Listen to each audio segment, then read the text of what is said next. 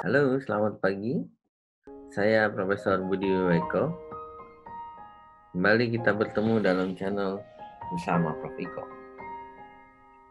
Pagi ini kita akan berdiskusi bersama mengenai paradigma baru dalam penanganan infertilitas. Kita tahu bahwa infertilitas adalah salah satu kasus yang saya yakin cukup banyak dijumpai dalam praktek kita sehari-hari. Pertanyaan pertama yang harus kita jawab adalah, siapakah pasangan yang kita golongkan ke dalam subfertilitas atau infertilitas? Jelas bahwa subfertilitas adalah ketidakmampuan suatu pasangan untuk mendapatkan kelahiran hidup setelah 12 bulan menikah dan melakukan hubungan seksual yang teratur tanpa kontrasepsi. Mengapa kata-kata 12 bulan menjadi hal yang sangat penting? Kalau kita lihat pada tabel ini, nyata sekali bahwa 75% pasangan akan hamil pada 6 bulan pertama pasca pernikahan, dan fekunditas satu pasangan dalam 1-2 bulan pasca pernikahan sekitar 30%. Artinya, peluang pasangan untuk hamil pada bulan pertama dan bulan kedua pernikahan mencapai 30% per siklus haid. Peluang ini atau fekunditas ini akan terus menurun sampai akhirnya dalam kurun waktu 12 bulan tinggal 3-5% saja peluang satu pasangan untuk mendapatkan kehamilan. Karena itu kita harus melakukan investigasi ketika satu pasangan telah menikah lebih dari 12 bulan. Pertanyaan selanjutnya adalah, apakah pekerjaan dan gaya hidup dapat memengaruhi infertilitas? Kita bisa lihat pada tabel berikut. Jelas sekali bahwa era sekarang lifestyle adalah hal yang sangat penting bila kita ingin melakukan penanganan infertilitas yang menyeluruh.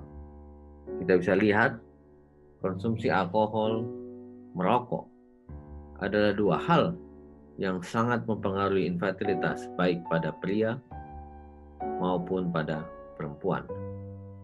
Walaupun kontroversi mengenai pengaruh rokok pada infertilitas laki-laki masih terus saja terjadi.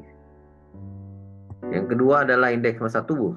Pada perempuan, jelas indeks massa tubuh yang terlalu tinggi atau terlalu rendah akan mempengaruhi kualitas oosit, dapat menghambat terjadinya ovulasi, dan tentu saja mempengaruhi kemungkinan seorang perempuan untuk mendapatkan kehamilan.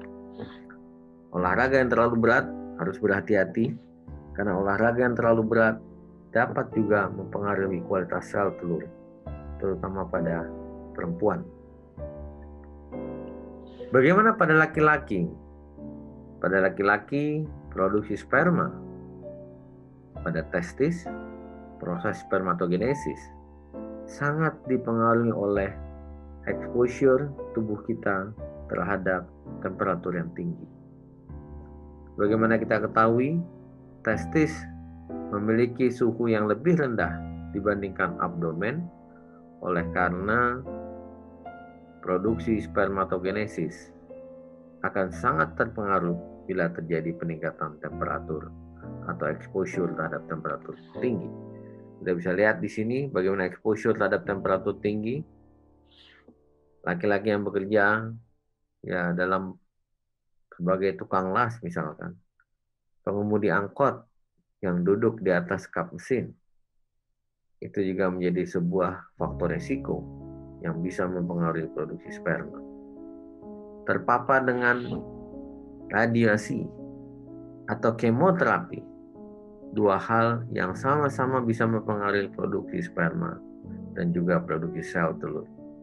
Karena itu, pada era sekarang, terutama dengan tingginya kejadian kanker pada perempuan usia muda, ataupun pada laki-laki usia muda, pengaruh kemoterapi dan radiasi ini juga bisa memiliki dampak yang buruk terhadap potensi laki-laki maupun perempuan untuk memiliki keturunan. Dan saat ini dikembangkan teknologi preservasi fungsi reproduksi.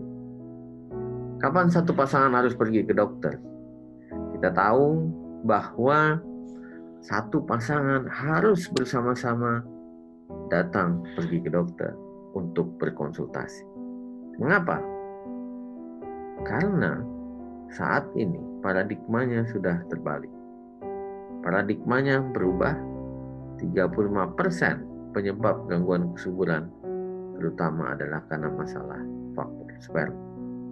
Oleh sebab itu, tidak diperkenankan bagi kita untuk melakukan pemeriksaan atau investigasi pada seorang perempuan bila kita belum memiliki data mengenai sperma. Pemeriksaan apa yang harus dilakukan pertama kali?